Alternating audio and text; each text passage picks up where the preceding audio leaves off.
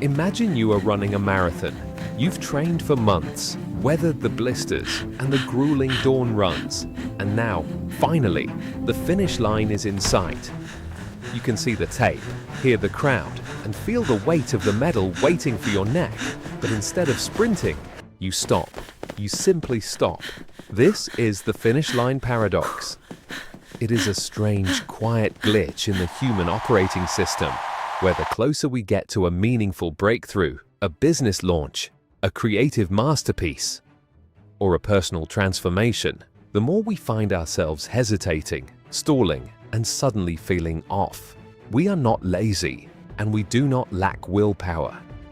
We are suffering from a biological and psychological identity crisis that lies deep inside our mind. To understand why we sabotage our own success, we have to look at the machinery of the human brain. We like to think of ourselves as rational pilots of a sophisticated vessel, but in reality, our captain, the focus knight, is often locked in a room with powerful opponents.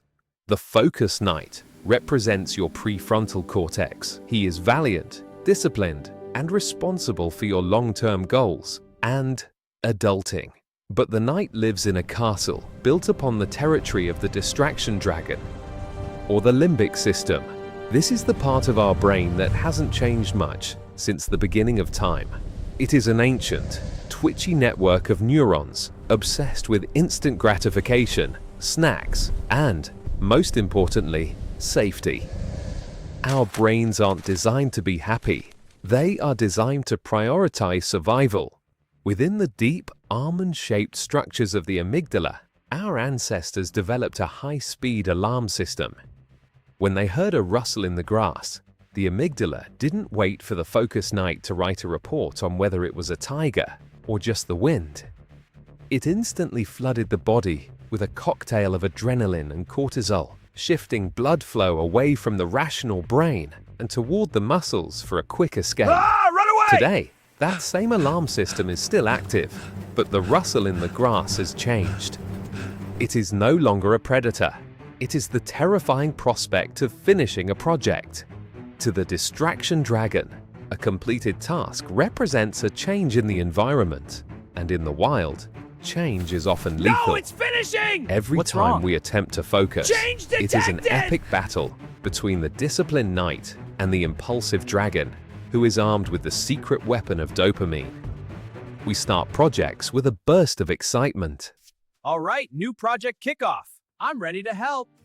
The dopamine dealer, that sketchy character who hangs around productivity apps and fancy planners, offers us a quick hit of satisfaction. Welcome. Ready to hack your brain? Our ultimate system is your key. Just install the app. How much? Only $49.99. A steal! Wow, I'm in! Great choice. Just for planning the work.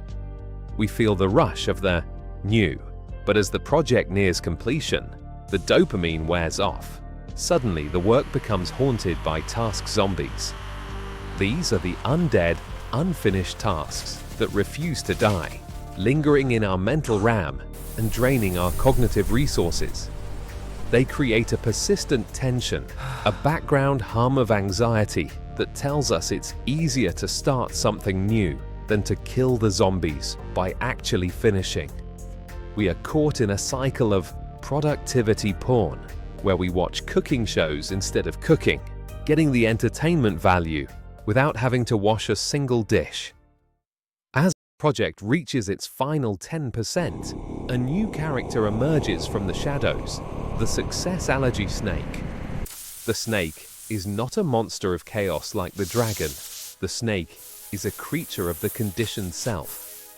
This is the identity engine built from our childhood learning, social rules, and the rewards and punishments we receive from our tribe, or our family. The snake is disciplined and capable, but it is bound by a very specific set of rules. Who am I allowed to be, and what is safe? The Success Allergy Snake thrives on stability. It knows the you that is struggling. It knows the you that is safe and predictable in its current state of incompletion. But success? Success is a mutation.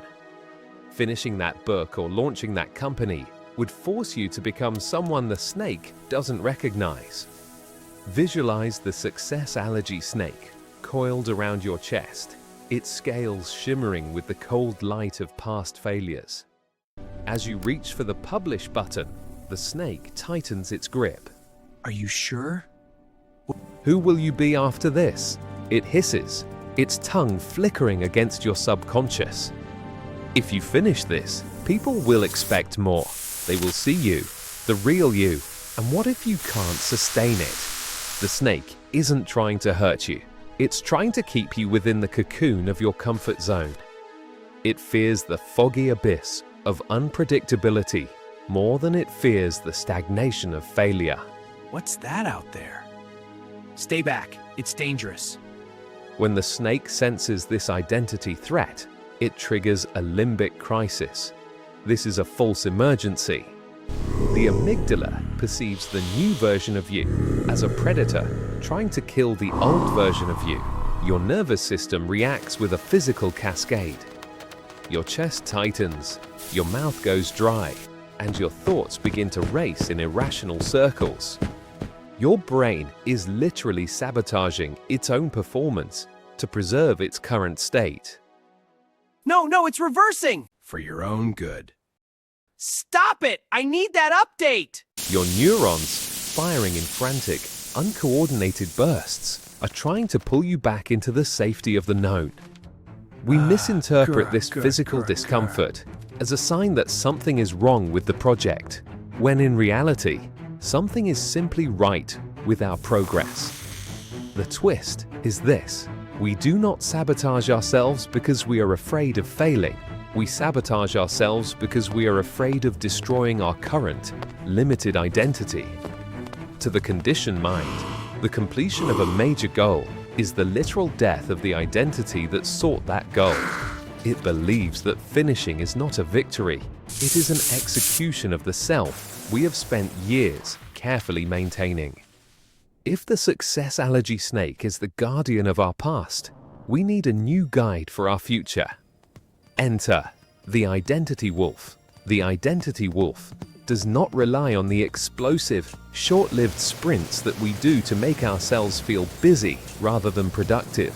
Instead, the wolf operates on the infinite fuel of being. The wolf doesn't try to hunt. It is a hunter. It doesn't try to finish. It is a creature that completes cycles. While the Success Allergy Snake represents our burdened self, acting from a place of lack and needing external validation, the wolf represents the guided self. It moves with a steady rhythmic endurance because its actions are perfectly aligned with its core nature. Think of identity not as a personality trait, but as the genetic code of your behavior. A cell doesn't work hard to be a skin cell. It simply expresses the proteins dictated by its DNA. When you act from the identity of the snake, you are fighting your own biochemistry, using up precious glucose to force a behavior that feels alien.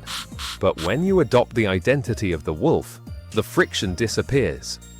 You are no longer someone trying to write a book, which requires constant willpower and invites the snake to stall you. You become a writer, and for a writer, finishing a chapter is as natural and effortless as a wolf breathing in the cold mountain air. We often feel stuck because we are dreaming only of things our past conditioning has already permitted. We look at the future and see only a mirror of our past fears, reflected in the scales of the snake. But our identity is not fixed. It is nothing more than a record of our past. So, if our current self is just a story we've been told, then we have the absolute freedom to step out in faith for the future and set that story on fire. The struggle to pursue our purpose is not a sign of brokenness. It is the friction of a new world trying to be born through us. We can drop the ownership of our past failures. By shifting our identity to act from a core of clarity and follow purpose, we stop fighting for approval and start acting with the clean, selfless precision of the wolf. Finally, The identity wolf does not hunt alone. It understands that getting things done does not mean doing everything yourself. It leverages the wolf pack of others, builds systems. Okay, this is done. What's next? Let's get the team on planning. Excellent. Now delegate the next task. I'll start the research. I'll handle the design.